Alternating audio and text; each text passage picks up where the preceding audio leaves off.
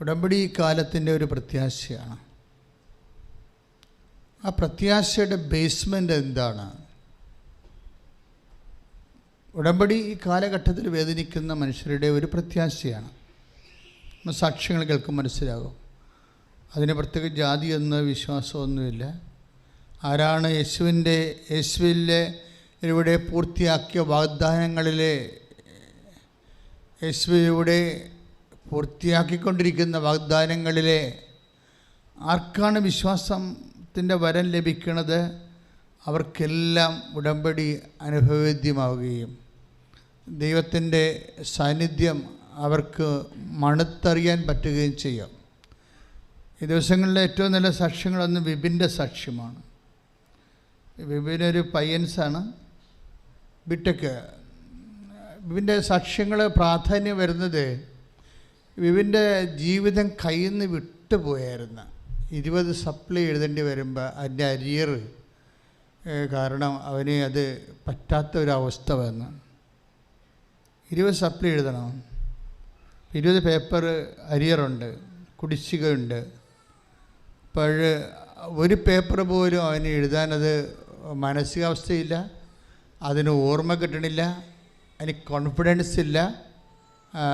അത് കഴിഞ്ഞ് പിന്നെ ഇതിങ്ങനെ ഒഴിവാക്കുകയാണെങ്കിൽ പിന്നെ എങ്ങോട്ട് പോകണമെന്നൊരു പിടിയുമില്ല.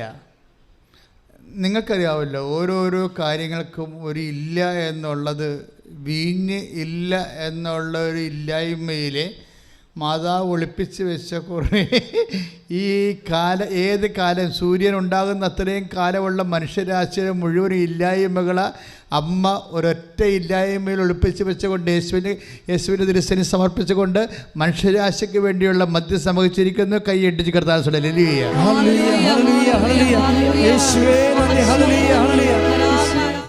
നമ്മൾ കർത്താവിൻ്റെ തിരുസന്നിധിയിലാണെന്നുള്ളൊരു ബോധ്യമാണ് നമ്മളിങ്ങനെ ഇടയ്ക്കിടയ്ക്ക് പാടുകയും പ്രാർത്ഥിക്കുകയും ആരാധിക്കുകയും ചെയ്യുന്നത്. നമ്മളിന്ന് ധ്യാനിക്കുന്ന വിപിൻ്റെ വിഷയം അവിടെ നിൽക്കട്ടെ, അത് പതുക്കെ പരിശുദ്ധാത്മാവ് കൊണ്ടുവരും എന്ന് നമുക്ക് പ്രതീക്ഷിക്കാം. നമ്മളിപ്പോൾ കാണുന്ന വചനം 2 കൊരിന്ത്യൻസ് 1:20. ദൈവത്തിൻ്റെ സകല വാഗ്ദാനങ്ങളും പറഞ്ഞേ, ദൈവത്തിൻ്റെ സകല വാഗ്ദാനങ്ങളും ക്രിസ്തുവിൽ അതേ എന്ന് തന്നെ. പറഞ്ഞ് ദൈവത്തിൻ്റെ സകല വാഗ്ദാനങ്ങളും. ഇപ്പൊ കഴിഞ്ഞ ആഴ്ച പറഞ്ഞായിരുന്നു എത്ര വാഗ്ദാനമാണ് ദൈവം നൽകിയിരിക്കണം മനുഷ്യരാശിക്ക്. 8852 വാഗ്ദാനം. ഇത്രയുണ്ട് വാഗ്ദാനങ്ങൾ. ദൈവത്തിൻ്റെ സകല വാഗ്ദാനങ്ങളും എന്താ പറയണത്? ക്രിസ്തുവിൽ. എന്താണ്? അതെയാണ്. അതാണ് ഈ പരിശുദ്ധ അമ്മ ഈ വീഞ്ഞു തീർന്നു പോകുന്ന കുഞ്ഞു കാര്യത്തിന് പോലും യേശുവിനെ സമീപിക്കാൻ പരിശുദ്ധാത്മാവ് പ്രേരിപ്പിക്കാനുണ്ടായ കാരണം ഇതാണ്. എന്താണ്? ദൈവത്തിൻ്റെ സകല വാഗ്ദാനങ്ങളും നിറവേറുന്ന ഒറ്റ നെയ്മാണ്, ഒറ്റ പേരാണ് ക്രിസ്തു. അമ്മയ്ക്കത് പരിശുദ്ധാത്മാവാണ് നൽകിയത്. ക്രിസ്തുവിനെ അറിയുക എന്നുള്ളത് പരിശുദ്ധാത്മാവിൻ്റെ ഒരു നമ്മോട് കാണിക്കുന്ന ഒരു സമ്മാനമാണ്. ദൈവത്തെ സ്നേഹിക്കുന്നവർക്ക് ദൈവം നൽകുന്ന ഏറ്റവും വലിയ സമ്മാനമാണ് ക്രിസ്തുവിനെ അറിയാനുള്ള കൃപ. മനസ്സിലായോ? ദൈവത്തെ സ്നേഹിക്കുന്നവർക്ക് ദൈവം കൊടുക്കുന്ന ഏറ്റവും വലിയ സമ്മാനം എന്താണ്? ദൈവത്തിൻ്റെ സകല വാഗ്ദാനങ്ങളും. പറഞ്ഞേ, ദൈവത്തിൻ്റെ സകല വാഗ്ദാനങ്ങളും. യെസ്, അതേ ആയിട്ടുള്ള യേശുവിനെ അറിയാനുള്ള അനുഗ്രഹമാണ് ദൈവത്തിൻ്റെ ഏറ്റവും വലിയ അനുഗ്രഹം. കൈ നെഞ്ചത്ത് വെക്കുക, പ്രാർത്ഥിക്കുക. കർത്താവേ ദൈവമേ, ക്രിസ്തുവിനെ അറിയാനുള്ള എല്ലാ വാഗ്ദാനങ്ങളും അതേ എന്ന് ആയിട്ടുള്ള യേശുവിനെ അറിയാനുള്ള കൃപയാൽ ഞങ്ങളെ അഭിഷേകം ചെയ്യണമേ. എന്താ ഗുണമെന്നറിയാമോ? അപ്പോൾ അതുകൊണ്ട് ഈ 2 കൊരിന്ത്യൻസ് 1:20 ദൈവത്തിൻ്റെ എല്ലാ വാഗ്ദാനങ്ങളും ക്രിസ്തുവിൽ അതേ ആണെങ്കിൽ, അതുകൊണ്ട് എന്താ പറയണത്? അതുകൊണ്ട് എന്താണ് സഭയുടെ പ്രത്യുത്തരം എന്താ? താഴെ പൗലോസ് പറയുന്നുണ്ട്, അതുകൊണ്ട് തന്നെയാണ് ദൈവമഹത്വത്തിന് അവൻ വഴി ഞങ്ങൾ ആമീൻ പറയുന്നത്. കൈയിടിച്ച് ജീവിതത്തെ ഇങ്ങനെ മാറ്റിമറിക്കുന്ന ഒരു വചനമാണിത്. നമ്മളിപ്പോൾ അവൻ പറയണത് പോലെ ചെയ്യുവിൻ. അതെന്തിനുള്ളതാണ്? അത് എന്തിനുള്ള ഒരു പോംവഴിയാണ്? ഈ 2 കൊരിന്ത്യർ 1:20 എഴുതിയിരിക്കുന്ന ദൈവത്തിൻ്റെ സകല വാഗ്ദാനങ്ങളും നമ്മൾ പ്രാപിക്കാൻ വേണ്ടിയുള്ള ഒരു ചുരുക്കെഴുത്ത്, ഒരു പോംവഴിയാണ്, ഒരു സൂത്രവാക്യമാണ്, ഒരു കുറുക്ക് വഴിയാണ്. എന്താണ്? ദൈവമഹത്വത്തിന് അവൻ വഴി ആമേൻ പറയുക. മനസ്സിലായി? ഈ പ്രേക്ഷിത പ്രവർത്തനം ആമേൻ പറച്ചിലാണ്. പ്രേക്ഷിത പ്രവർത്തനം നാം ചെയ്യണില്ലേ? അത് ശരിക്കും പറഞ്ഞാൽ ദൈവമഹത്വത്തിനുള്ള ആമേൻ പറച്ചിലാണ്. എന്താണ്? അവൻ പറയണത് പോലെ ഞങ്ങൾ ചെയ്തോളാം. അവൻ പറഞ്ഞു, ഞാൻ രോഗിയായിരുന്നു, നിങ്ങളെന്നെ വന്ന് കണ്ടു. ഞാൻ കാരാഗൃഹവാസിയായിരുന്നു, നിങ്ങളെന്നെ സന്ദർശിച്ചു. എനിക്ക് വിശന്നു, നിങ്ങളെനിക്ക് ഭക്ഷണം തന്നു. ഞാൻ നഗ്നനായിരുന്നു, നിങ്ങളെന്നെ ഉടുപ്പിച്ചു. ഇതെല്ലാം നമ്മൾ യേശു ക്രിസ്തുവിനെ കണ്ടുകൊണ്ട് ചെയ്യുമ്പോഴെല്ലാം ഇതെന്താ സംഭവിക്കുന്നത്? ദൈവമഹത്വത്തിന് നമ്മൾ അവൻ പറയണത് പോലെ ചെയ്യുകയാണ്, ആമീൻ പറയുകയാണ്. കൈയിടിച്ച് കർത്താവ് വേറൊരു വിഭിന്ന സാക്ഷ്യം അവിടെ നിൽക്കട്ടെ, അതിലേക്ക് പരിശുദ്ധാത്മാവ് വരുമായിരിക്കും. നമ്മളിപ്പോൾ നോക്കുന്നത് കഴിഞ്ഞ ദിവസം തന്നെ പറഞ്ഞ ചിഞ്ചു എന്ന് പറഞ്ഞുള്ള അതിരപ്പള്ളിയിലുള്ള ഒരു ST സ്റ്റുഡൻറ്റിനാണ്, ഷെഡ്യൂൾഡ് ട്രൈബ്. അയാളെ ഷെഡ്യൂൾഡ് ട്രൈബ് എന്ന് ഞാൻ ഇങ്ങനെ ഒഫീഷ്യലായിട്ട് പറയുകയല്ല, ആ കുട്ടി തന്നെ ഇവിടെ സാക്ഷ്യപ്പെടുത്തിയിരിക്കണം. ആ രീതിയിലാണ്, ഞാൻ ഷെഡ്യൂൾഡ് ട്രൈബാണ്, പക്ഷേ എനിക്ക് കാസ്റ്റിൻ്റെ സർട്ടിഫിക്കറ്റ് തരുന്നില്ല. വില്ലേജ് ഓഫീസർ ചെല്ലുമ്പോൾ ഓരോ തരത്തിലുള്ള തകരീടകളെ പറഞ്ഞിട്ട് എനിക്ക് കാസ്റ്റിൻ്റെ സർട്ടിഫിക്കറ്റ് തരുന്നില്ല. അപ്പം ഞാൻ എന്നാ ചെയ്തു? ഞാൻ ഹൈക്കോടതി പോയി. ഹൈക്കോടതി എനിക്ക് ഒരു സർട്ടിഫിക്കറ്റ് തന്നു. അപ്പോൾ ഉടമ്പടി എടുത്തതിന് ശേഷമാണ് ഹൈക്കോടതിയിൽ പോവുകയും മറ്റുള്ള കാര്യങ്ങളൊക്കെ ചെയ്യണത്. പക്ഷെ ഹൈക്കോടതി തന്ന സർട്ടിഫിക്കറ്റ് PSC അംഗീകരിക്കണില്ല. അതാണ് അവരുടെ പ്രശ്നം, ജോലി പ്രശ്നമാണ്. അവളുടെ ജോലിയിൽ ലിസ്റ്റിൽ അവരുടെ പേരുണ്ട്, അവൾക്ക് അഡ്വൈസ് മെമ്മോ വരുന്നില്ല. അതാണ് പ്രശ്നം. ലിസ്റ്റിൽ അവളുടെ പേരുണ്ട്, പക്ഷെ അവൾക്ക് അഡ്വൈസ് മെമ്മോ വരുന്നില്ല. അതിൻ്റെ കാരണം എന്താണ്? കാസ്റ്റ് സർട്ടിഫിക്കറ്റ്, കൃത്യമായ കാസ്റ്റ് സർട്ടിഫിക്കറ്റ് തഹസിൽദാരോ വില്ലേജ് ഓഫീസറോ കൊടുക്കുന്നില്ല. അവർക്ക് അവരുടെ കാര്യങ്ങളോ നയങ്ങളോ ഉണ്ടാവും, എന്തും ആയിക്കോട്ടെ. ഇവളുടെ ജീവിതം വലയുകയാണ്. അവൾ നേരെ അത് ഹൈക്കോടതി പോകും. ഹൈക്കോടതി പോകുമ്പോൾ ഹൈക്കോടതിൻ്റെ വേറെ അബൌട്ട്സൊക്കെ അന്വേഷിച്ചിട്ട് കാര്യങ്ങൾ സത്യമാണെന്ന് മനസ്സിലാക്കുമ്പോൾ ഹൈക്കോടതി അവിടെ നിന്ന് ഇഷ്യൂ ചെയ്യും, കാസ്റ്റ് സർട്ടിഫിക്കറ്റ് ഇഷ്യൂ ചെയ്യും. പക്ഷേ PSC അത് അംഗീകരിക്കത്തില്ല. അപ്പോൾ അവൾ ചെയ്ത പരിപാടി വെച്ച് കഴിഞ്ഞാൽ PSC അംഗീകരിക്കാത്ത കാരണം അവർ വീണ്ടും കളക്ടറിൻ്റെ അടുത്ത് പോകും. കളക്ടർ ആ അപേക്ഷ ഇവരുടെ തന്നെ SC/STയുടെ പ്രത്യേക ട്രൈബ്യൂണലുണ്ട്, അതിലേക്ക് വിടും. അവർ വിജിലൻസൊക്കെ വെച്ച് ഈ വിഷയം, നിസ്സാര കാര്യമല്ലേ, വിജിലൻസൊക്കെ വെച്ച് വിഷയം അന്വേഷിക്കും. അന്വേഷിച്ചുകൊണ്ടിരിക്കുന്ന സമയത്ത് ഇത്രയും സ്പീഡായിട്ട് നല്ല ശരിക്കും ഇതിനുള്ള ലിസ്റ്റ് ക്യാൻസലാകുന്നുണ്ട്. ഇതിന് ലിസ്റ്റ് ക്യാൻസലാകുന്നു. പക്ഷേ ഇവർക്ക് സർട്ടിഫിക്കറ്റ് കിട്ടിയിട്ട് പ്രൊഡ്യൂസ് ചെയ്യാൻ പറ്റിയിട്ടില്ല. അത് കാരണം അഡ്വൈസ് മെമ്മോ വന്നിട്ടില്ല. അങ്ങനെയാണ് പ്രശ്നം.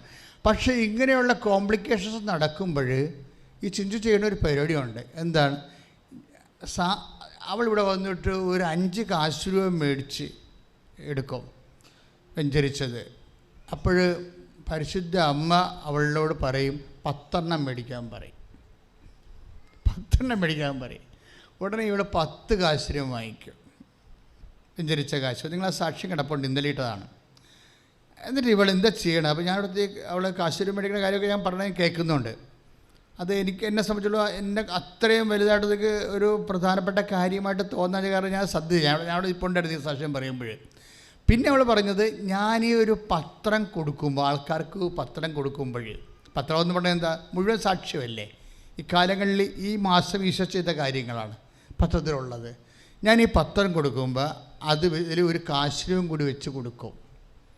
എന്നിട്ട് ഈശോനെക്കുറിച്ച് പറയും. ഈ കാലഘട്ടങ്ങളിൽ ആരാണ് ഈശോനെക്കുറിച്ച് പറയണത് കേട്ടല്ല, മനസ്സിലായില്ലേ? കാര്യങ്ങളെ പോണ പോക്കേ എത്ര പേര് പണി മേടിക്കാൻ പോകണമെന്ന് അദ്ദേഹത്തിന് അറിയാം. അതായത് ദൈവമൊന്നും നമ്മളെ ശ്രദ്ധിച്ചില്ലെങ്കിൽ നമുക്ക് നൽകപ്പെട്ട കൃപ തിരിച്ചെടുക്കാൻ സാധ്യതയുണ്ട്. കാര്യം അത്രയ്ക്ക് വെടിക്കെട്ടായിട്ടാണ് മറ്റുള്ളവരെ യേശുവിന് വേണ്ടി ജീവിക്കുകയും ജോലി ചെയ്യുകയും ചെയ്യുന്നത്. അവർ പറഞ്ഞു, ഞാനിവിടെ നിൽക്കുമ്പോൾ അമ്മ എന്നോട് പറഞ്ഞു 10 മേടിക്കാൻ പറഞ്ഞു. ഞാൻ 10 മേടിച്ച് ഞാൻ 10 കാശ് രൂപ ഇങ്ങനെ വിതരണം ചെയ്തുകൊണ്ടിരിക്കുക. ഒരു കാശ് രൂപ കൊടുക്കും, നല്ലൊരു 10 രൂപ കൊടുക്കും.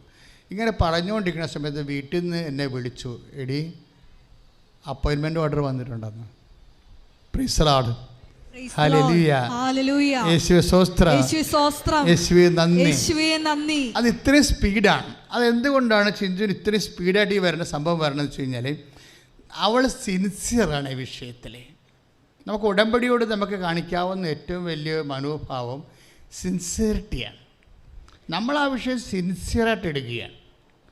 അപ്പോൾ ദൈവം സീരിയസ് ആവും. നമ്മൾ സീരിയസ് ആണെങ്കിൽ ദൈവം സിൻസിയറാകും. ദൈവം ഓട്ടോമാറ്റിക്കലി സിൻസിയറാണ്, പക്ഷേ വി ഡോണ്ട് ഫീൽ ഇറ്റ്. നമുക്കത് ഫീൽ ചെയ്യണമെങ്കിൽ നമ്മൾ അതനുസരിച്ച് ഒന്ന് മോഡുലേറ്റ് ചെയ്ത് നോക്കണം, ഒന്ന് ക്രമീകരിക്കണം. 2 കോർഡിനേറ്റ്സ് 1:20 B പോയിൻ്റാണ് നമ്മളിപ്പോൾ ധ്യാനിച്ചുകൊണ്ടിരിക്കുന്നത്.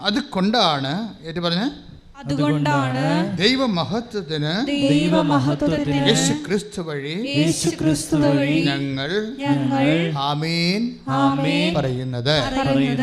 ആമേൻ എന്ന് വെച്ചാൽ അങ്ങനെ ആയിരിക്കട്ടെ എന്ന് പറയുക. എന്ന് വെച്ച് കഴിഞ്ഞാൽ അങ്ങയുടെ വചനം പോലെ നിറവേറട്ടെ. ഇതാ കർത്താവിൻ്റെ ദാസി, അങ്ങയുടെ വചനം പോലെ എന്നിൽ നിറവേറട്ടെ, അവൻ പറയുന്നത് പോലെ ചെയ്യുക. ഇതെല്ലാം ദൈവവചനം നടപ്പിൽ വരുത്തുന്നതിന് വേണ്ടിയുള്ള പ്രത്യുത്തരമാണ്. മനസ്സിലായല്ലേ? ഇതെല്ലാം ഈ ദൈവവചനം നടപ്പിൽ വരുത്തുന്നതിന് വേണ്ടി നമ്മൾ ബോധപൂർവം ശ്രമിക്കുമ്പോൾ നമ്മൾ ആമേൻ പറയുകയാണ്. നമ്മൾ എന്തിനാണ് ആമേൻ പറയണത്? ദൈവമഹത്വത്തിനാണ് ആമേൻ പറയുന്നത്.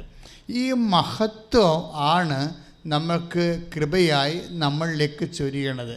കൃപയുടെ ഹൃദയസ്പന്ദനം എന്ന് ഈ ദിവസങ്ങളിൽ ഞാൻ ധ്യാനിച്ചൊരു സബ്ജക്റ്റാണ് കൃപയുടെ ഹൃദയസ്പന്ദനം. നമുക്ക് ഹൃദയം ഇടിക്കണേ കേൾക്കാൻ പറ്റുമല്ലോ അല്ലേ? ഹൃദയം ഇടിക്കേക്കല്ലേ? ഇതുപോലെ ഈ കൃപ ഇങ്ങനെ ഒരു സ്പന്ദനം ചെയ്യണേ കേൾക്കാൻ പറ്റും. നമ്മുടെ ജീവിതത്തിലെ കൃപ നിറയുമ്പോഴേ കൃപ ഇങ്ങനെ സ്പന്ദിക്കുന്നത് നമുക്ക് കേൾക്കാൻ പറ്റും. വിപിൻ്റെ സാക്ഷിയൊക്കെ മനോഹരമാകണത് ആ വഴിക്കാണ്. വിപിൻ്റെ പ്രോബ്ലം എന്താണ്?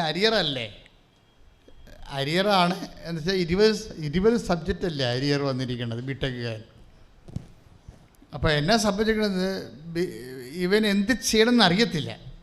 അപ്പോഴവന് ആരോ ഒരു കൃപാസനം പത്രം കൊടുത്തു. കൃപാസനം പത്രം തന്നെയാണ് മാതാവിൻ്റെ ഏറ്റവും വലിയ സന്ദേശവാഹകൻ, ഒരു മാലാഖിയായിട്ട് വർക്ക് ചെയ്യണതെല്ലാം ഈ കൃപാസനം പത്രമാണ്. ആരോ ഒരു കൃപാസനം പത്രം കൊടുത്തു. അപ്പോൾ അവൻ പറയുന്നുണ്ട് സാക്ഷ്യത, എനിക്ക് ക്രിസ്ത്യൻ ഫെയ്ത്തിനോട് അത്ര അറിയത്തില്ല, എനിക്ക് താല്പര്യമില്ല, ഞാൻ അന്ന് യൂസ്ഡ് അല്ല ക്രിസ്ത്യൻ ഫെയ്ത്ത്, അതുകൊണ്ട് ഞാനത് അത്രയും ശ്രദ്ധിച്ചില്ല. ഒരാഴ്ച അതാണ് പറയുന്നത്, ബിബിൻ പറയുന്നതാണ്, ക്രിസ്ത്യൻ ഫെയ്ത്ത് എനിക്ക് യൂസ്ഡ് അല്ല, അത് കഴിഞ്ഞ് ഞാൻ ശ്രദ്ധിച്ചില്ല, അത് ഞാൻ ചുമ്മാ വാങ്ങിച്ചെന്നേ ഉള്ളത്. പക്ഷേ പിറ്റേ ആഴ്ചയിലും വേറെ ഒരർത്ഥം കൊണ്ടുവന്ന് കൃപാസനം പത്രം കൊടുത്തു. അപ്പം ജസ്റ്റ് നോക്കി, വേറെ ഒരു ദിവസം കൂടി ഒരു പത്രം കൂടി അവനും കൊണ്ട് ആരോ കൊണ്ടൊന്ന് കൊടുത്തു. അപ്പോഴും അവൻ ശ്രദ്ധിച്ചു, കണ്ടു നോക്കി, ഒരാളിന് തന്നെ എങ്ങനെയാണ് ഒരാളെ മാതാവ് തൻ്റെ സ്നേഹത്തിലേക്ക് അടുപ്പിക്കണമെന്ന് നോക്കി. നിങ്ങൾ വഴിയാണ് അല്ലേ, നിങ്ങൾ ഓരോരുത്തരും വഴിയാണ് ഈ പ്രേക്ഷിത പ്രവർത്തനം നടക്കുന്നത്. ബിബിൻ എങ്ങനെയാണ് വിശ്വാസത്തിലേക്ക് വരുന്നത് നോക്കിയേ. ഞങ്ങൾ നിങ്ങളോട് പറയുമ്പോൾ എനിക്കിതിനെ വിശദാംശങ്ങൾ അമ്മ എന്നോടൊന്നും പറഞ്ഞിട്ടില്ല. അമ്മ ക്യാപ്ഷൻസ് മാത്രമേ പറഞ്ഞിട്ടുള്ളൂ. ഞാൻ പിന്നെ കാലാന്തരത്തിലാണ് ഓരോരോ കാര്യങ്ങൾ നടക്കണ കണ്ടിട്ട് കാര്യങ്ങളെ വ്യാഖ്യാനിച്ചെടുക്കുന്നത്. അമ്മ എന്നോട് പറഞ്ഞ് അവൻ പറയണ പോലെ ചെയ്യണം, അത് ഈശോയുടെ വചനങ്ങൾ അറിയാൻ പാലാത്ത അറിയിക്കണം, അറിഞ്ഞവരെ ആഴപ്പെടുത്തണം, അതിനുവേണ്ടി നിങ്ങൾ ഈശോൻ്റെ വചനമുള്ള, ഈശോയുടെ പ്രവർത്തനങ്ങളുള്ള, ഈശോയുടെ സാക്ഷ്യമുള്ള, ഇപ്പോഴുള്ള പ്രവർത്തനങ്ങളുള്ള പത്രം കൊടുക്കണം. അത്രേ എന്നോട് ആദ്യ കാര്യങ്ങൾ പറഞ്ഞുള്ളായിരുന്നു. പക്ഷേ ഇപ്പോൾ എന്താ സംഭവിച്ചിരിക്കുന്നത്, ജനതകൾക്ക് വിശ്വാസം കൈമാറുകയാണ്. ശരിക്കും ജനതകളുടെ വിശ്വാസം കൈമാറണം വെച്ച് കഴിഞ്ഞാൽ എന്തിനാണ് വിശ്വാസം കൈമാറുന്നത്? ഇതൊരു മതം മാറ്റമല്ല, മറിച്ച് എന്താ സംഭവിക്കണത്? ഇവിടെ ആരെയും ജ്ഞാനസ്ഥാനപ്പെടുത്തുകയൊന്നും ചെയ്യണില്ല. എന്താ സംഭവിക്കണത്? ക്രിസ്തു ഒരു മനുഷ്യൻ്റെ എല്ലാ ആവശ്യങ്ങളും എന്താണ്? ക്രിസ്തുവിൽ അതേ ആണെന്ന്. മനസ്സിലായില്ലേ? നിങ്ങൾ ലോകത്തിന് മുഴുവൻ മനുഷ്യരാശിക്ക് വേണ്ടിയുള്ള മനുഷ്യൻ്റെ വേദന, കണ്ണീര്, സങ്കടം, രോഗം, അവൻ്റെ വിദ്യാഭ്യാസം, അവൻ്റെ ജോലി, അങ്ങനെ മുഴുവനും ആധ്യാത്മികവും ഭൗതികവുമായ മുഴുവനും മനുഷ്യൻ്റെ ആവശ്യങ്ങൾ ദൈവം എങ്ങനെ നൽകിയിരിക്കുന്നത്? വാഗ്ദാനത്തിൻ്റെ രൂപത്തിലാണ് നൽകിയിരിക്കുന്നത്. അതുകൊണ്ട് ഈ സകല വാഗ്ദാനങ്ങളും ക്രിസ്തുവിൽ ഐക്യപ്പെട്ടിരിക്കുകയാണ്. ക്രിസ്തുവിനെ സ്വീകരിക്കുമ്പോൾ 8852 വാഗ്ദാനങ്ങളുടെ നിവർത്തിയാണ് നമ്മൾ സ്വീകരിക്കുന്നത്. നമ്മൾ അമ്മയുടെ ഉദരത്തിൽ നമ്മളൊരു ഫീറ്റസായിട്ട് രൂപപ്പെട്ട് വരുന്നത് തൊട്ട് നമ്മുടെ നിത്യത വരെയുള്ള ആത്മീയവും ഭൗതികവുമായ മുഴുവൻ വാഗ്ദാനങ്ങളാണ്. വാഗ്ദാനങ്ങളെല്ലാം ക്രിസ്തുവിൽ, ഒന്ന് പറഞ്ഞേ, സകല വാഗ്ദാനങ്ങളും ക്രിസ്തുവിൽ അതേ എന്ന് ക്രിസ്തു അതേ എന്ന് തന്നെ. അതുകൊണ്ടാണ് ദൈവമഹത്വത്തിന് അവൻ വഴി ഞങ്ങൾ ആമേൻ പറയുന്നത്. അപ്പൊ നമ്മളെ സംബന്ധിച്ചിടത്തോളം നിങ്ങൾക്ക് ജപ്റ്റ് നടപടിയാണ്, അല്ല നിങ്ങൾക്ക് ജോലിയില്ല. കഴിഞ്ഞ ദിവസങ്ങളിൽ ഒരു മകൻ പോളണ്ടിൽ പോയി. അവന് അവിടെ അവൻ്റെ അമ്മ ഇവിടെ വന്ന് കണ്ണീരിടുകയാണ്. എന്താണ്? അവന് ഭക്ഷണമില്ലടാ, അവന് ഭക്ഷണമില്ല. അവന് ഭക്ഷണമില്ല എന്ന് വെച്ചാൽ അവൻ്റെ ജോലി പോയി. കഴിഞ്ഞ ആഴ്ച ഞാൻ നിങ്ങളോടത് പറഞ്ഞായിരുന്നു, അതുകൊണ്ട് ഇപ്പോൾ ഞാനത് ആവർത്തിക്കണില്ല. പക്ഷെ അതല്ല, വിത്തിൻ 24 hours എങ്ങനെയാണ് അവൻ പഠിച്ച സബ്ജക്റ്റിന് തന്നെ അവന് അപ്പോയിൻമെൻറ്റ് കിട്ടണത് വിദേശ രാജ്യത്ത്? അവൻ്റെ ഒരു രാത്രിയിൽ അവന് ഭക്ഷണമില്ലാതെ ഒരു മുസ്ലിം പള്ളിയുടെ വാതിൽക്ക് കിടന്ന് ഉറങ്ങിയവൻ്റെ ജീവിതം എത്ര പെട്ടെന്നാണ് അമ്മ റീസെറ്റ് ചെയ്യണത്. അതുപോലെ സകല വാഗ്ദാനങ്ങളും നിൻ്റെ ജീവിതത്തെ പുനഃക്രമീകരിക്കാനുള്ള സകല വാഗ്ദാനങ്ങൾ, എന്ന് പറഞ്ഞ എൻ്റെ ജീവിതത്തെ പുനഃക്രമീകരിക്കാനുള്ള സകല വാഗ്ദാനങ്ങളും അതേ എന്നുള്ളടക്കം ചെയ്തിരിക്കുന്ന ക്രിസ്തുവിനെ അഭിഷേകമായി സ്വീകരിക്കാൻ അമ്മേ, പരിശുദ്ധമ്മേ, എനിക്ക് വേണ്ടി മധ്യസ്ഥം വഹിക്കണമേ.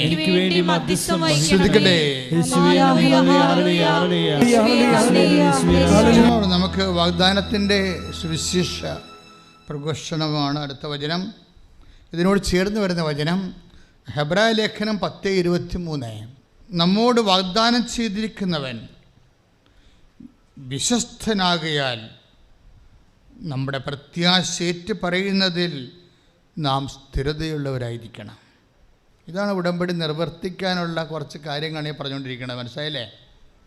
സകല വാഗ്ദാനങ്ങൾ ക്രിസ്തുവിൽ അതേ എന്നായതുകൊണ്ട് നമ്മൾ ദൈവമഹത്വത്തിന് അതേ എന്ന് പറയണത് എന്തിനാണ്? വാഗ്ദാനം പ്രാപിക്കാൻ വേണ്ടിയാണ്. മനസ്സിലായില്ലേ? ഉടമ്പടിയിൽ വെച്ചിരിക്കുന്ന വിഷയങ്ങളിൽ എത്രയും വേഗം നിറവേറാൻ വേണ്ടിയുള്ള ദൈവികമായ നടപടികളുടെ സൂത്രവാക്യങ്ങളാണ്, ബൈബിൾ വാക്യങ്ങളാണ് വായിക്കുന്നത്. ഇപ്പൊ എന്താ വായിക്കാൻ പോണത്? നമ്മോട് വാഗ്ദാനം ചെയ്തിരിക്കുന്നവൻ വിശ്വസ്തനാകയാൽ നമ്മുടെ പ്രത്യാശ ഏറ്റുപറയുന്നതിൽ നാം സ്ഥിരതയുള്ളവരായിരിക്കണം. ഇത് ഉടമ്പടി വാഗ്ദാനങ്ങൾ പ്രാപിക്കാനുള്ള രണ്ടാമത്തെ എളുപ്പ വഴിയാണത്. എന്താണ്? ഒന്ന്, നമ്മുടെ വാഗ്ദാനം. ഇതേ ലേഖനം ഏതാണ്? ഹെബ്രായ ലേഖനം. ആരെഴുതിയാണ്? പൗലോസ് അപ്പോസ്തലൻ. എത്രാം വാക്യമാണ്? 10ാം വാക്യം. എത്രാം വചനമാണ്? 23. എന്താ പറയണത്? നമ്മോട് വാഗ്ദാനം ചെയ്തിരിക്കുന്നവൻ എന്ന് പറഞ്ഞേ. എന്താ അവൻ്റെ പ്രത്യേകത? വിശ്വസ്തൻ. അല്ലേ? അതെ. അതിപ്പോൾ 2 തിമോത്തി 2:13 എൻ്റെ വചനം. നാം അവിശ്വസ്തരായിരുന്നാലും ഏറ്റു പറഞ്ഞേ, നാം അവിശ്വസ്തരായിരുന്നാലും അവൻ വിശ്വസ്തനായിരിക്കും. എന്തെന്നാൽ തന്നെ തന്നെ നിഷേധിക്കുക അവന് സാധ്യമല്ല. അപ്പൊ അച്ഛൻ എപ്പോഴും നിങ്ങൾ പറഞ്ഞിട്ടുള്ളതാണ്, ഉടമ്പടി എന്ന് പറയുന്നത് ചൊല്ലണ പ്രാർത്ഥനയല്ല, പിന്നെ എന്താണ്? ചെയ്യുന്ന പ്രാർത്ഥനയാണ്. ഉടമ്പടിക്ക് വിശ്വാസമല്ല വേണ്ടത്, പിന്നെ എന്താണ്? വിശ്വസ്തതയാണ് വേണ്ടത്. എന്താണ് വിഷയം? വിശ്വസ്തതയാണ് പ്രോബ്ലം വരുന്നത്. ഉടമ്പടിയിൽ നമുക്ക് ഉപയോഗിക്കേണ്ടത് അച്ഛൻ്റെ നമുക്കറിയാമല്ലോ, നമുക്ക് വണ്ടിയിൽ പെട്രോൾ ഉപയോഗിക്കുന്നു, വിമാനത്തിൽ ഏവിയേഷൻ ഓയിൽ ഉപയോഗിക്കുന്നു, അല്ലേ? അതുപോലെ തന്നെ സാധാരണ നമ്മുടെ ജീവിതത്തിൻ്റെ ആവശ്യങ്ങൾക്കും പ്രാർത്ഥനകൾക്കും എല്ലാം നമ്മൾ ഉപയോഗിക്കുന്നത് വിശ്വാസമാണ്. പക്ഷേ ഹെവി ഡ്യൂട്ടി ആയിട്ടുള്ള കാര്യങ്ങൾ, ഇപ്പോൾ ഹെവി ഡ്യൂട്ടിയാണ്, വിപിൻ്റെ പ്രശ്നം ഹെവി ഡ്യൂട്ടിയാണ്. ഹെവി ഡ്യൂട്ടി ആയിട്ടുള്ള കാര്യങ്ങളൊക്കെ നമ്മുടെ വിശ്വാസം കൊണ്ട് പറ്റത്തില്ല. എന്താ പറ്റണത്? ഇവന് 20 അരിയറില്ലേ, ഇല്ലേ? അത് എടുത്താൽ കൂട്ടിപ്പോയാൽ നിങ്ങൾക്ക് തോന്നണം, നിങ്ങൾ ബിയോട്ടിക്കാർ ഇതിൻ്റെ തുരുമ്പുണ്ടല്ലോ, നിങ്ങൾ കൂടിപ്പോയി എത്ര എണ്ണം കിട്ടാൻ പറ്റും? ഒരു 10,000 കിട്ടും, 10 എണ്ണം കിട്ടും, കഷ്ടപ്പെട്ട് പിടിച്ച 10 എണ്ണം കിട്ടുമായിരിക്കും. പിന്നെ 10 എണ്ണം എഴുതാൻ വേറെ അടുത്ത സെമസ്റ്റർ നോക്കേണ്ടി വരും. പണിയായിരിക്കും ഇത്, പെട്ടുപോയാൽ പണിയാണ്. പക്ഷെ നീ പെട്ടുപോയാൽ പണിയാകാതിരിക്കാനാണ് നിനക്ക് അമ്മയെ തന്നിരിക്കുന്നത്. ഞാൻ എന്തുകൊണ്ടാണ് നിങ്ങളോട് വിശ്വസ്തത, ഇപ്പോൾ 2 തിമോഥെയോസ് 2:13 നമ്മൾ വായിച്ചു. എന്താ വായിച്ചിരിക്കുന്നത്? നമ്മൾ അവിശ്വസ്തരായിരുന്നാലും ദൈവം വിശ്വസ്തനായിരിക്കും. പക്ഷേ അതുകൊണ്ട് നമുക്ക് വലിയ പ്രയോജനമില്ല. ദൈവം വിശ്വസ്തനാകുന്നത് കൊണ്ടേ എന്താ കാര്യം അറിയാമോ? ഇതിനകത്തൊരു പ്രോബ്ലം അനുഗ്രഹവും, അച്ഛൻ നേരത്തെ പറഞ്ഞൊരു അനുഗ്രഹവും ആ അനുഗ്രഹം അനുഭവിക്കാനുള്ള യോഗ്യതയും 2 വിഷയമാണ്. മനസ്സിലായില്ലേ? അനുഗ്രഹം, ഇപ്പം നിങ്ങളൊരു മിഠായി കഴിക്കുന്നു, അല്ലെങ്കിൽ ഒരു ചോറ്, നിങ്ങൾക്ക് ഇഷ്ടപ്പെട്ട കറിയും കൂട്ടി നിങ്ങൾ ചോറുണ്ണാമെന്ന് വിചാരിച്ചോ. അപ്പോൾ നിങ്ങൾക്ക് ഇഷ്ടപ്പെട്ട കറി എന്ന് പറയുമ്പോൾ അമ്മ നമുക്ക് വെച്ച് തന്നിട്ടുള്ള പണ്ട് പോലെ നമുക്ക് ടേസ്റ്റ് നമ്മുടെ ബ്രെയിനിൽ സേവ് ചെയ്തതാണ്. രുചിയൊക്കെ ഒരു ഇൻ്റലക്ച്വൽ സങ്കല്പമാണല്ലോ. രുചി അതിൽ തന്നെ രുചിയല്ലല്ലോ, അതൊരു നമുക്ക് പണ്ട് സേവ് ചെയ്ത സംഭവങ്ങൾ വീണ്ടും കിട്ടുമ്പോൾ സ്വാഭാവിക ബുദ്ധി അത് ഡിക്റ്റേറ്റ് ചെയ്യുന്നത്, ബുദ്ധി നമ്മൾക്ക് സ്യൂട്ടബിളായ രീതിയിൽ നമ്മളോട് ബുദ്ധി പ്രതികരിക്കുന്നു. അപ്പോൾ നമുക്ക് ഇഷ്ടപ്പെടുന്നു, അതാണ് സാധനം ശരിക്കും പറഞ്ഞാൽ. അപ്പോൾ അത് ആ പ്രോസസ്സ് എന്ത്, രുചിയുടെ പ്രോസസ്സ് എന്ത് തന്നെയായാലും പിന്നെ നാക്കിന് രുചി ഉണ്ടാക്കാൻ പറ്റത്തില്ല. അതിന് രസന എന്ന് പറയുന്ന ഒരു ടേസ്റ്റ് ബഡ്സൊക്കെ ഉണ്ടെങ്കിലും ഇവന് സെൻസ് ചെയ്യാനേ പറ്റത്തുള്ളൂ. ഇതിൻ്റെ രുചി രസം നമുക്ക് നൽകേണ്ടത് ബുദ്ധിയല്ലേ. കാര്യം ഇതിൻ്റെ വ്യത്യസ്തങ്ങളായ രസങ്ങൾ സേവ് ചെയ്തിരിക്കുന്നത് ബുദ്ധിയിലല്ലേ. അപ്പോൾ അതുകൊണ്ട് തലച്ചോറിലാണ് ചെയ്തിരിക്കുന്നത്. അപ്പോൾ ഇങ്ങനെയൊക്കെയാണ് ബുദ്ധിയുടെ ഒരു പ്രക്രിയ. എങ്കിലും ചില സമയത്ത് നമ്മൾക്ക് അമ്മ വെച്ച് തന്നത് തന്നെ ടേസ്റ്റിൽ നമ്മൾ ചിലപ്പോൾ ഊണ് കഴിച്ചാലും നമുക്ക് ആ ടേസ്റ്റ് ഫീൽ ചെയ്യത്തില്ല. എന്തുകൊണ്ടായിരിക്കും? നമുക്ക് വല്ല പനിയോ വല്ലതും ഉള്ളതുകൊണ്ടായിരിക്കും, ഇല്ലേ? മനസ്സിലായില്ലേ? അല്ലേ? പനി വന്നു കഴിഞ്ഞാൽ ആഹാരങ്ങൾക്കൊന്നും രുചി ഉണ്ടാകത്തില്ല. ഇതുപോലെയാണ് വിശ്വസ്തത നമുക്കില്ലെങ്കിലും ദൈവം വിശ്വസ്തനായത് കാരണം നമുക്ക് ഇതിൻ്റെ ഡൗൺലോഡ് ചെയ്ത് തരും, അനുഗ്രഹം കിട്ടും. പക്ഷേ അനുഗ്രഹം കിട്ടണമല്ല പ്രശ്നം, അത് അനുഭവിക്കാനുള്ള യോഗ്യത ഒരു പ്രശ്നമാണ്. ചില ആൾക്കാർ ഈ 50 കൊല്ലം ജോലി എടുത്തിട്ടും അവസാനം കയ്യിലൊന്നും ഇല്ലായിരിക്കണം. എന്തുകൊണ്ടാണ്? 50 കൊല്ലം ജോലി എടുത്തിട്ടില്ലേ? സർക്കാരിൽ 50, 55, 58 വയസ്സിൽ റിട്ടയർ ചെയ്യുമ്പോൾ അവരുടെ കയ്യിലില്ല ഒന്നും. അവർക്ക് തന്നെ അറിയാൻ പറ്റില്ല പൈസ എങ്ങോട്ടൊക്കെ പോയെന്നൊരു പിടിയില്ല, സംരക്ഷണമില്ല അതിന്. നിങ്ങൾ വിശ്വസ്തത എന്ന് പറയുമ്പോൾ ഒരു പ്രൊട്ടക്ഷൻ അതിൻ്റെ അകത്തുണ്ട് കേട്ടോ. അതെപ്പോഴും നിങ്ങൾ ശ്രദ്ധിക്കണം. ആൾക്കാർക്ക് മിസ് ചെയ്യുന്നൊരു പോയിൻ്റാണ്. നിങ്ങൾക്ക് ജോലി, വീട്, വിവാഹം, വസ്തു വിൽപ്പന, ഇങ്ങനെയുള്ള ഓരോ കാര്യങ്ങൾ, അല്ലെങ്കിൽ നിങ്ങളുടെ ബിസിനസ്സിൻ്റെ വിജയം, അല്ലെങ്കിൽ നിങ്ങളുടെ PR, അല്ലെങ്കിൽ പ്രൊമോഷൻ, ഇങ്ങനെ ഓരോ ഭൗതികമായിട്ടുള്ള ആനുകൂല്യങ്ങൾ കിട്ടിക്കഴിയുമ്പോൾ സ്വാഭാവികമായിട്ട് നിങ്ങൾക്ക് അയ്യോ അത് പ്രാർത്ഥിക്കാതെ കിട്ടിയല്ലോ, എനിക്ക് പ്രാർത്ഥിച്ച് തന്നെ കിട്ടിയത്. ഇതുമായിട്ട് കണക്ട് ചെയ്യുമ്പോൾ നമുക്ക് ചില സമയത്തൊക്കെ കുറച്ച് എവിടെയെങ്കിലും ലിങ്കൊക്കെ പോകും. പക്ഷേ ലിങ്ക് പോകാത്തൊരു സംഭവമുണ്ട്. എന്താ കാര്യം? നമ്മൾ ദൈവത്തിൻ്റെ കയ്യിൽ നിന്നാണ് ഒരു സംഭവം മേടിക്കണമെങ്കിൽ, എൻ്റെ അഭിപ്രായം എന്താണെന്നറിയാമോ? എൻ്റെ ഒരു സ്വഭാവത്തിൽ ഞാൻ ഈ കന്നഡ ഇങ്ങനെ ഊരണമെങ്കിൽ പോലും കർത്താവ് കന്നഡ ഊരണമെന്ന് മനസ്സിലെങ്കിലും ഞാൻ പറയും. എന്നുവെച്ചാൽ ഞാൻ സേവ് ചെയ്യും എല്ലാ കാര്യങ്ങളും. ദൈവാനുഭവത്തിൻ്റെ ഏറ്റവും വലിയൊരു വഴി അതാണ്. നമുക്ക് ചെയ്യാവുന്ന നിസ്സാരമായ ഒരു കച്ചിത്തുരുമ്പ് പൊക്കണത് പോലും കർത്താവിൻ്റെ കരുണയ്ക്ക് വേണ്ടി സമർപ്പിച്ചുകൊണ്ട് വിനയപ്പെട്ട് സമർപ്പിക്കണം. ഇത് എൻ്റെ ഉദ്ദേശം എന്ന് വെച്ച് കഴിഞ്ഞാൽ ഇതൊരു സംരക്ഷണത്തിൻ്റെ സൂത്രവാക്യമാണ്.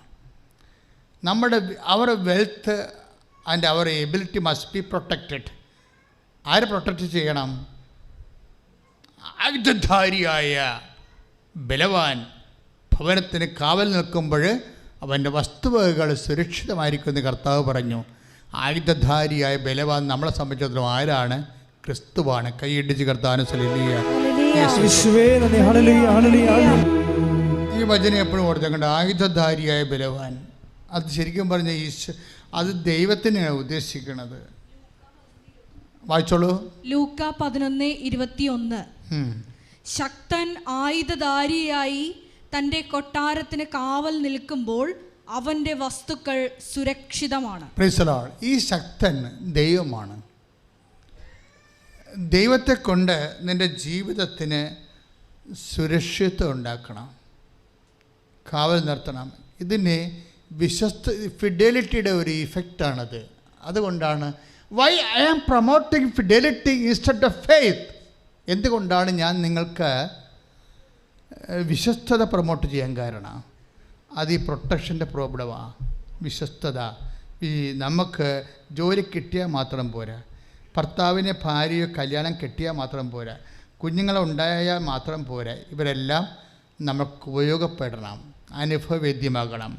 And blessings and experience of blessings is 2 കാര്യമാണത്. അതുകൊണ്ട് നമുക്ക് അനുഗ്രഹം കിട്ടണമല്ല പ്രശ്നം, അത് അനുഭവിക്കാനുള്ള യോഗ്യതയാണ് പ്രശ്നം. ഹെബ്രായർ 10:23 നമ്മൾ ധ്യാനിച്ചുകൊണ്ടിരിക്കുന്നത്. പറഞ്ഞ് നമ്മോട് വാഗ്ദാനം ചെയ്തിരിക്കുന്നവൻ വിശ്വസ്തനാകയാൽ നമ്മുടെ പ്രത്യാശ ഏറ്റുപറയുന്നതിൽ നാം സ്ഥിരതയുള്ളവരായിരിക്കണം. ഈ വിശ്വസ്തതയുടെ ഭാഗമാണ് സ്ഥിരത. മനസ്സിലായില്ലേ? അതായത് വളരെ പരിശുദ്ധാത്മാവ് ഒത്തിരി വിത്ത് ഒരു സ്പ്ലെൻഡർ ഇൻ്റലിജൻറ്റിലാണിത് അഭിഷേകം പ്രകാരം എഴുതിയിരിക്കുന്നത്. ഒന്ന് ചിന്തിച്ച് നോക്കിയാൽ മക്കളെ, ഇറ്റ് ഇസ് വണ്ടർഫുൾ. നോക്കിയേ, ഒന്ന് ഏറ്റവും പറഞ്ഞു, നമ്മോട് വാഗ്ദാനം ചെയ്തിരിക്കുന്നവൻ. അവൻ ആരാണ്? വിശ്വസ്തൻ. അവൻ വിശ്വസ്തനാകയാൽ നമ്മുടെ പ്രത്യാശ ഏറ്റുപറയുന്നതിൽ നാം സ്ഥിരതയുള്ളവരായിരിക്കണം.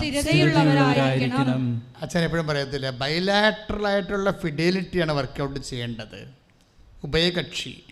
ദൈവം വിശ്വസ്തനാണെങ്കിൽ നമ്മളും എന്താ പറയണത്? നമ്മളും പ്രത്യാശ ഏറ്റുപറയുന്നത് നമ്മളും സ്ഥിരതയുള്ളവരായിരിക്കണം. എന്ന് വെച്ചാൽ നമ്മളും വിശ്വസ്തരുള്ളവരായിരിക്കണമെന്ന്. അത് ബൈലാറ്ററൽ ഫിഡലിറ്റിയാണ്.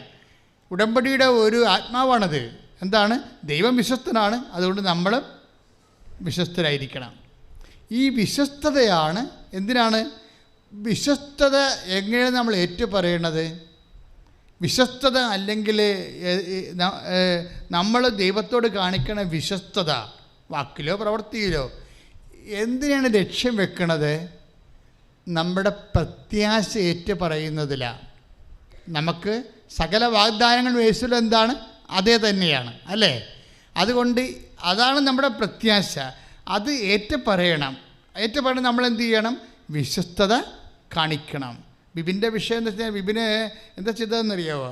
ബിബിൻ ചെയ്തത് കോവിഡ് കാലത്താണ് ഇവിടെ വരണത്. ഇവൻ ഈ 3-4 പേരൊക്കെ പല ദിവസങ്ങൾക്ക് അവന് പത്രം കൊടുത്തു കഴിഞ്ഞപ്പോൾ അവൻ ഈ അമ്മയെ തിരക്കി ഇവിടെ വരും. അപ്പോൾ ഇവിടെ അടച്ചിട്ടിരിക്കുക. അപ്പോൾ വാദിക്കാതിരിക്കുന്ന മാതാവിൻ്റെ അടുത്ത് പ്രാർത്ഥിച്ചിട്ടാവും പോകും. അവൻ്റെ ബിടെക് കാര്യങ്ങളും പരീക്ഷകളൊക്കെ അവൻ ഓൺലൈനിൽ ഉടമ്പടി ചെയ്യും. ഇപ്പോൾ ഈ ദിവസങ്ങളിൽ ഓൺലൈൻ ഉടമ്പടി സാക്ഷ്യങ്ങൾ ഒത്തിരി ഉണ്ട്.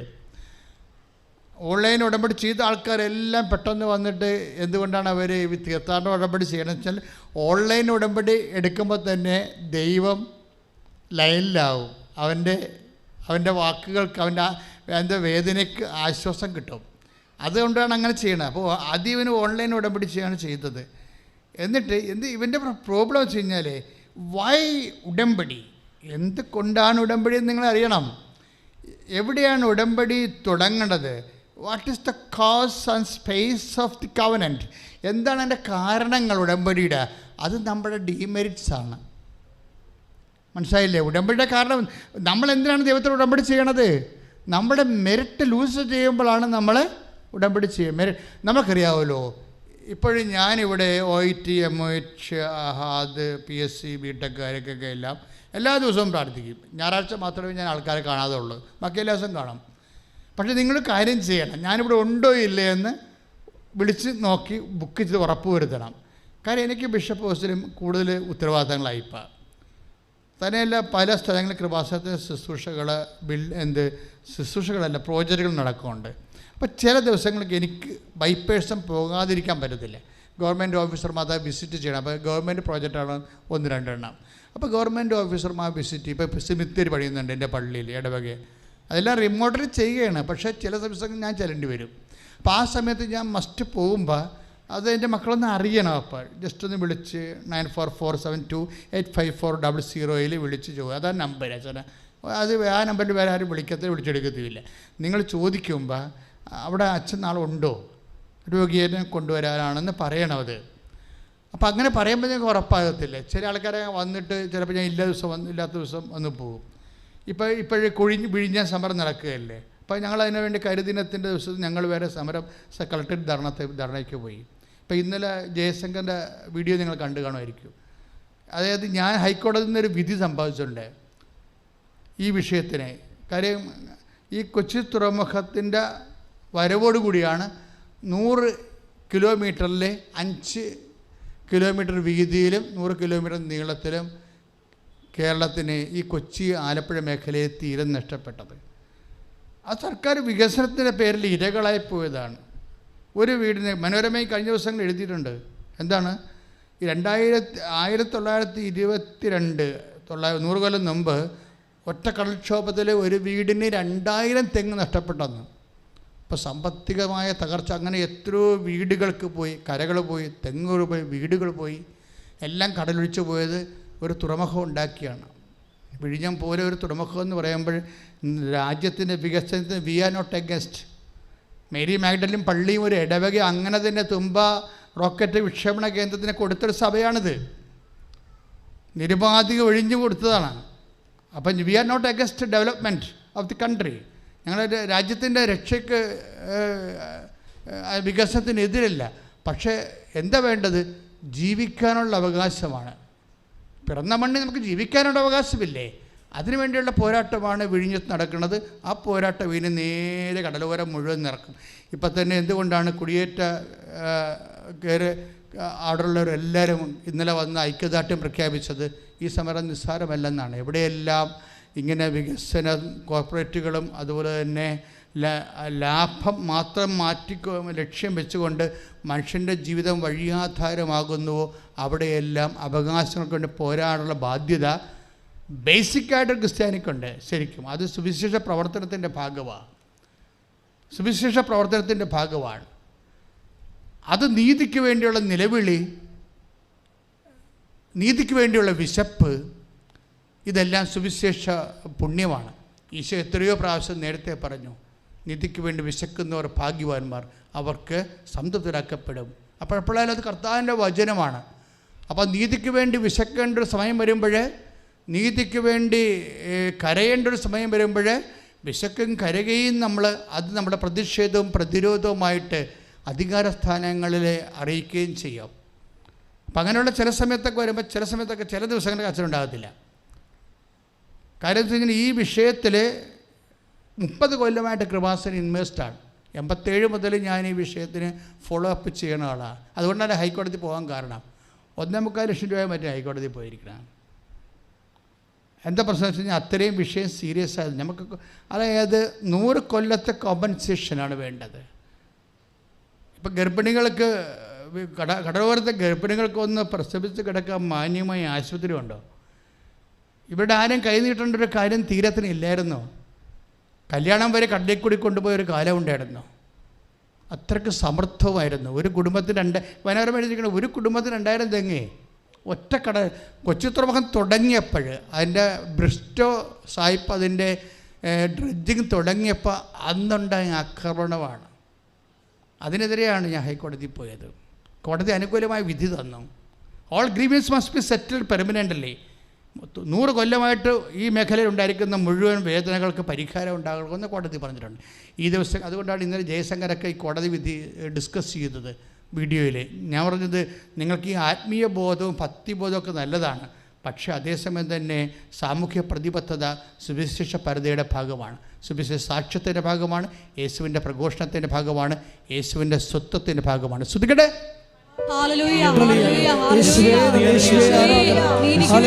പ്രേക്ഷിത പ്രവർത്തനങ്ങളിലൂടെ നമ്മളെന്താ ചെയ്യണത്? നമ്മുടെ പ്രത്യാശ ഏറ്റുപറയുകയാണ്. അത് ഓർക്കണം. അല്ല ഞങ്ങൾ പറഞ്ഞു നിങ്ങളോട് പ്രേക്ഷിത പ്രവർത്തനം ചെയ്യാൻ പറഞ്ഞു, ഇനിയിപ്പോൾ ഉടമ്പടിയുടെ ഭാഗമായിട്ട് അതും ചെയ്യണമല്ലോ വിചാരിച്ചുകൊണ്ട് മോന്തം കയറ്റി അളിഞ്ഞ മോന്തമായിട്ട് ഇങ്ങനെ ഒപ്പിച്ചെടുക്കരുത്. അത് പ്രേക്ഷിത പ്രവർത്തനം അല്ല. അത് ശരിക്കും പിന്നെ എന്താ, അത് നമ്മുടെ പ്രേക്ഷിത പ്രവർത്തനങ്ങൾ നമ്മുടെ പ്രത്യാശയുടെ ഭാഗമാണ്. ആരുടെ പ്രത്യാശ? ദൈവത്തിൻ്റെ വിശ്വസ്തതയിലുള്ള പ്രത്യാശ.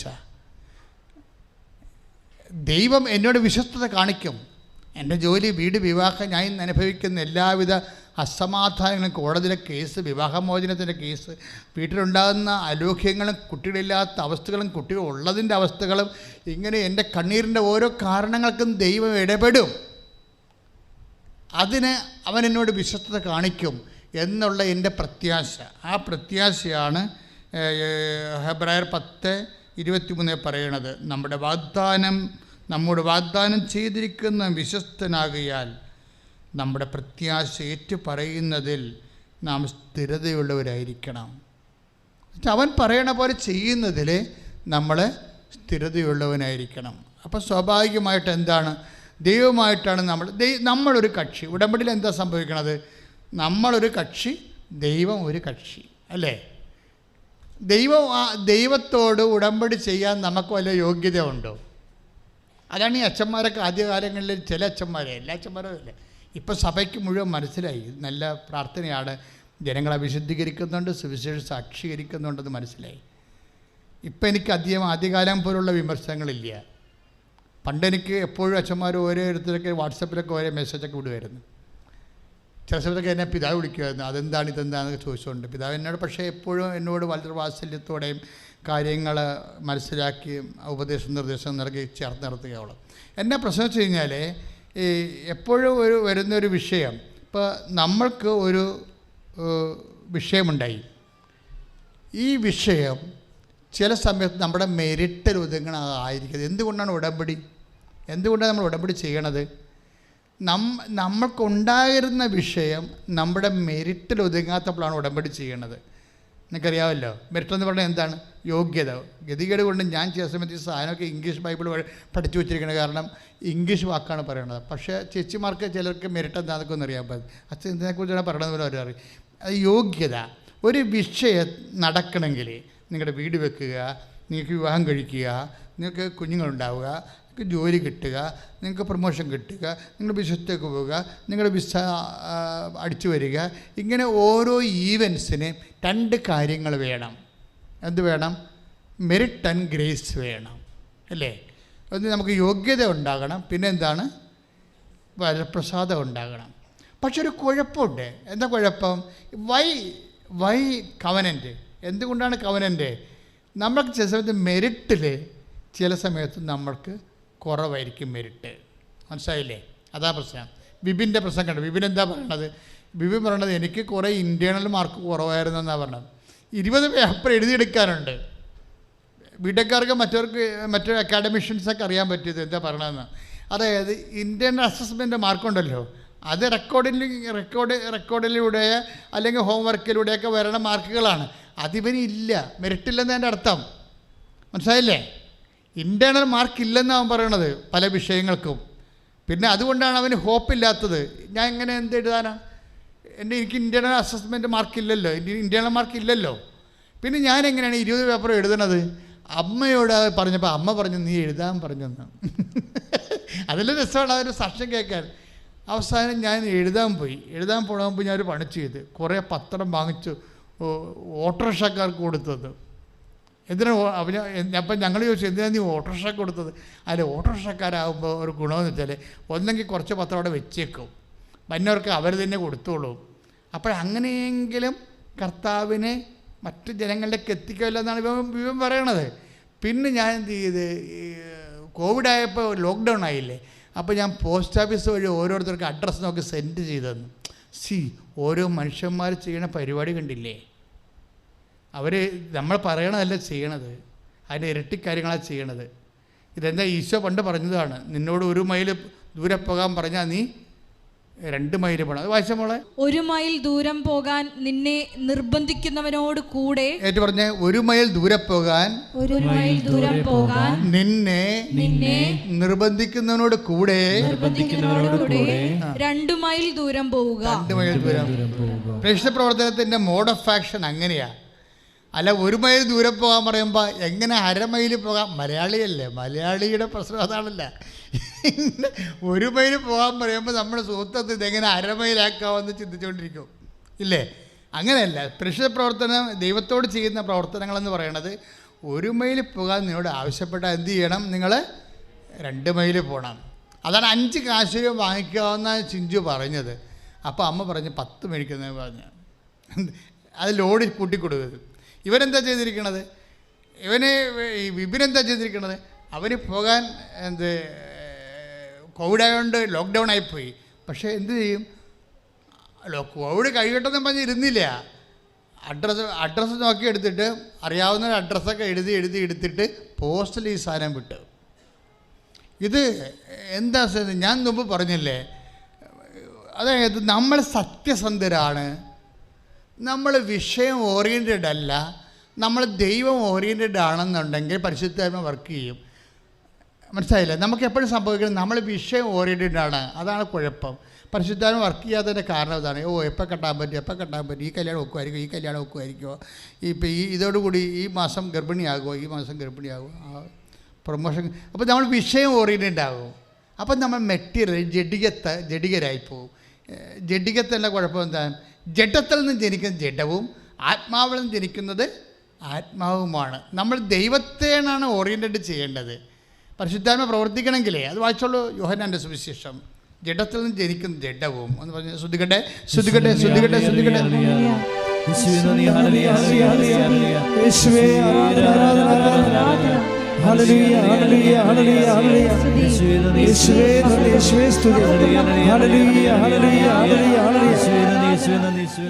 പരിശുദ്ധ പരമദിവ്യകാരുണ്യത്തിന് വായിച്ചോളൂ. ഗലാത്യ 6:8. എന്തെന്നാൽ സ്വന്തം ജഡത്തിനായി വിതയ്ക്കുന്നവൻ ജഡത്തിൽ നിന്ന് നാശം കൊയ്തെടുക്കും, ആത്മാവിനായി വിതയ്ക്കുന്നവനാകട്ടെ ആത്മാവിൽ നിന്ന് നിത്യജീവൻ കൊയ്തെടുക്കും. ഇതാണ് ഗലാത്യ 4:8. എന്താ പ്രശ്നം? നമ്മൾ ജഡം വെച്ചാണ് ഈ വിഷയം കൈകാര്യം ചെയ്യണമെങ്കിൽ ആത്മാവ് പ്രവർത്തിക്കത്തില്ല. ജഡമെന്ന് പറഞ്ഞാൽ എന്താണ്? നമ്മുടെ ജോലി, നമ്മളെന്താ ഉടമ്പടി വെച്ചിരിക്കുന്ന എല്ലാം ജഡമല്ലേ.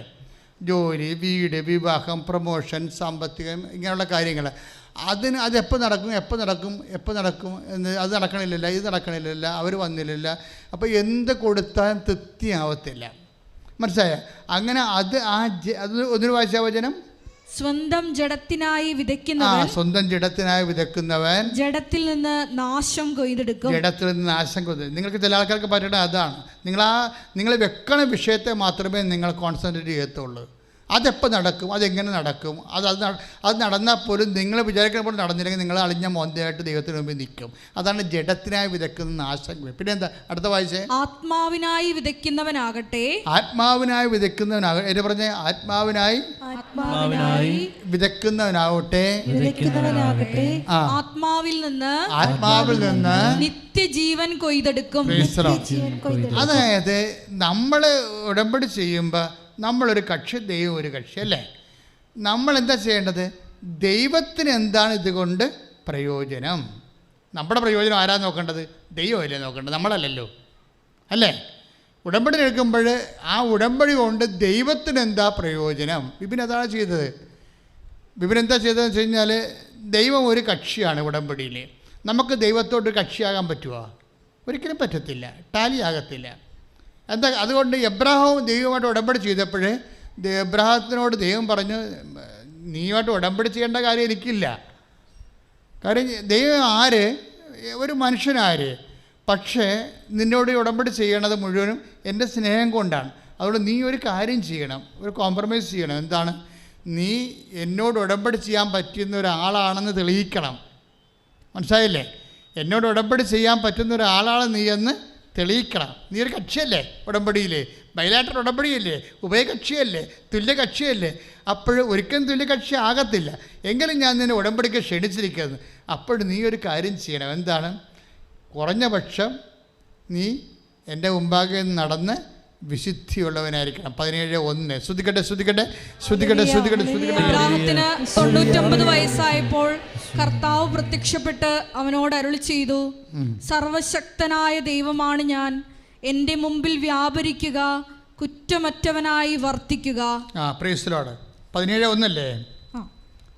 ഉൽപ്പത്തി പുസ്തകം 17:1 എബ്രാഹത്തിനോട് പറഞ്ഞതാണ്, എൻ്റെ മുമ്പിൽ നീ ഏറ്റു പറഞ്ഞ് എൻ്റെ മുമ്പിൽ വ്യാപരിക്കുക, കുറ്റമറ്റവനായി വർത്തിക്കുക. അപ്പോൾ ഉടമ്പടി നൽകുന്ന ഉത്തരവാദിത്തങ്ങളുണ്ട്. കാര്യം ദൈവവും നമ്മളും തമ്മിൽ ടാലിയല്ല. ഒരു കക്ഷി എന്ന നിലയിൽ ദൈവവും നമ്മൾ തമ്മിൽ ഒരു കക്ഷിയല്ല. എങ്കിലും ദൈവം ഒരു കക്ഷിയായിട്ട് നമ്മൾ അംഗീകരിച്ചുകൊണ്ട് ഉടമ്പടിയിലേക്ക് ബൈബിളിൽ നമ്മളെ ക്ഷണിക്കുമ്പോൾ നമുക്ക് ചെയ്യാൻ പറ്റണത് എന്താണ്? Be perfect as your heavenly father is perfect. Eesho പറഞ്ഞതാണ്. ആ ദൈവത്തിൻ്റെ ഒരു മനസ്സാണ്. എന്താണ്? നിന്റെ സ്വർഗസ്ഥനായ പിതാവ് 5:48. നിങ്ങളുടെ സ്വർഗസ്ഥനായ പിതാവ് എന്ന് പറഞ്ഞോളൂ. നിങ്ങളുടെ സ്വർഗസ്ഥനായ പിതാവ് പരിപൂർണനായിരിക്കുന്നത് പോലെ നിങ്ങളും പരിപൂർണരായിരിക്കുവിൻ. അതായത് കർത്താവിൻ്റെ വചനത്തിന് അന്വേഷണമായി അവൻ പറയുന്നത് പോലെ ചെയ്യുമ്പോൾ we are actually moving to the perfection. നമ്മൾ പൂർണ്ണതയിലേക്ക് നീളുകയാണ്. ഇതാണ് എൻ്റെ മാത്തമാറ്റിക്സ്. ഇപ്പോൾ 5:48 എന്താണ്? പരിശുദ്ധാത്മ. ഇതൊന്നും പഠിച്ച വചനങ്ങളല്ല കേട്ടോ. ഇപ്പോൾ ഓൺലൈനിൽ ഈശോ നൽകിക്കൊണ്ടിരിക്കുന്ന വചനങ്ങളാണ്. അതായത് ഇതിനെ ലിങ്ക് ചെയ്ത് പരിശുദ്ധാത്മാവിനെ ലിങ്ക് ചെയ്യണത് 17:1 എൻ്റെ മുമ്പാകെ വ്യാപരിക്കുക, കുറ്റമനായിരിക്കുക എന്ന് പറഞ്ഞ അതേ വചനത്തിൻ്റെ തന്നെ പുതിയ നിയമ വേർഷനാണ്. എന്താ? B perfect as your heavenly father is perfect. അതായത് എന്നെപ്പോലെ നിങ്ങൾ പരിപൂർണരായിരിക്കുക എന്ന് വെച്ചതിന് അർത്ഥം എന്താണ്? അവൻ പറയണ പോലെ ചെയ്യുമ്പോൾ നമ്മൾ ദൈവത്തിൻ്റെ പൂർണ്ണതയിലേക്ക് പ്രവേശിക്കുകയാണ്. ഇത് നിസ്സാര കാര്യമല്ല. ഇതിനകത്ത് മുഴുവൻ ഉടമ്പടിയുടെ മുഴുവൻ ആത്മാവെന്ന് പറയണത് പ്രേക്ഷിത പ്രവർത്തനമാണ്. അവൻ പറയണ പോലെ ചെയ്യുന്നതാണ്. സകല വാഗ്ദാനങ്ങൾ യേശുവിൽ അതേ എന്നായതുകൊണ്ട് നമ്മൾ അവൻ്റെ ദൈവമഹത്വത്തിനായി ആമേൻ പറയുന്നു. അതുകൊണ്ട് തന്നെയാണ് പറയുന്നത്, ഇത് ചെല്ലണ പ്രാർത്ഥനയില്ല. നിർഭാഗ്യവശാൽ 2000 കൊല്ലങ്ങളായിട്ട് നമുക്ക് ചെല്ലണ പ്രാർത്ഥനയെ പരിചയമുള്ളൂ. ഇത് ചെയ്യുന്ന പ്രാർത്ഥനയാണ്. എന്തിനു വേണ്ടിയാണ് ചെയ്യണത്? എന്തിനാണ്?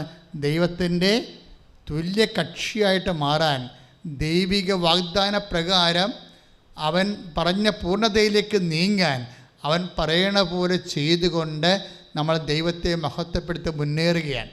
അപ്പോൾ ഇതൊരു മുന്നേറ്റമാണ്. നമ്മുടെ ജീവിതത്തിൻ്റെ ഒരു ആധ്യാത്മിക മുന്നേറ്റത്തിലാണ് നമ്മൾ. അപ്പോൾ അവൻ്റെ ദൈവത്തിൻ്റെ മുമ്പാകെ വ്യാപരിക്കണം. എന്താണ്? നമ്മുടെ കക്ഷി, ദൈവം ഒരു കക്ഷി. കുറഞ്ഞ പക്ഷം ദൈവത്തിൻ്റെ സന്നിധി നമ്മൾ വ്യാപരിക്കണം. ദൈവത്തിൻ്റെ സന്നിധി വിട്ട് പോകരുതെന്നർത്ഥം. ദൈവത്തിൻ്റെ സന്നിധി വിട്ട് പോയത് കായൻ പോയായിരുന്നു, ജൂദാസ് പോയായിരുന്നു, അങ്ങനെ കുറേ ആൾക്കാർ സന്നിധി വിട്ട് പോയായിരുന്നു, ഇല്ലേ? ദൈവത്തിൻ്റെ സന്നിധിയിൽ ഉണ്ടാകുക എന്നുള്ളത് ഒരു കൃപയും ഒരു വിളിയുമാണ്. ദാവീദ് എല്ലാ പാപങ്ങളും ചെയ്യുമ്പോൾ അനുതാപം കൊണ്ട് അവൻ പറയും, അങ്ങനെ തിരുസന്നിധിയിൽ നിന്ന് എന്നെ തള്ളിക്കളയരുത് എന്നല്ലേ? ഉടമ്പടി പാലിച്ചുകൊണ്ട് ദൈവം വിഭാവന ചെയ്യുന്ന പൂർണ്ണതയിലേക്ക് സഞ്ചരിക്കുന്നത് എന്തുകൊണ്ടാണ്? നമ്മളൊരു കോമ്പറ്റൻ്റ് ആയിട്ടുള്ള കക്ഷിയായിട്ട് മാറാൻ വേണ്ടിയാണ്. അതുകൊണ്ട് തന്നെയാണ് ദൈവം എബ്രാഹത്തിനോട് പറഞ്ഞത്, നിന്നോട് ഞാൻ ഉടമ്പടി ചെയ്തിരിക്കുന്നു, അതുകൊണ്ട് നീ അപ്ഡേറ്റ് ചെയ്യണം. നീ ഇങ്ങനെ എൻ്റെ മുമ്പാകെ തന്നെ ഉണ്ടാവണം. മനസ്സിലായില്ലേ? സന്നിധി വിട്ട് പോകരുത്. ഉടമ്പടിക്ക് നമ്മൾ ഉപവസിക്കുന്നു, പ്രാർത്ഥിക്കുന്നു, 1 മണിക്കൂർ വചനം വായിക്കുന്നു, സൽപ്രവർത്തികൾ ചെയ്യുന്നു, പ്രേക്ഷിത പ്രവർത്തനം ചെയ്യുന്നു. ഇതിൻ്റെ എല്ലാ ഉദ്ദേശം എന്താണ്? 17:1 ഉൽപ്പത്തി പുസ്തകം. എന്താണ്? ദൈവത്തിന് മുമ്പാകെ സൽപ്രവൃത്തികൾ ചെയ്തുകൊണ്ട് നമുക്ക് എബ്രായർ 10:24 വരാം. വായിച്ചോളൂ. എബ്രായർ 10:24. ശ്രുതികട്ടെ.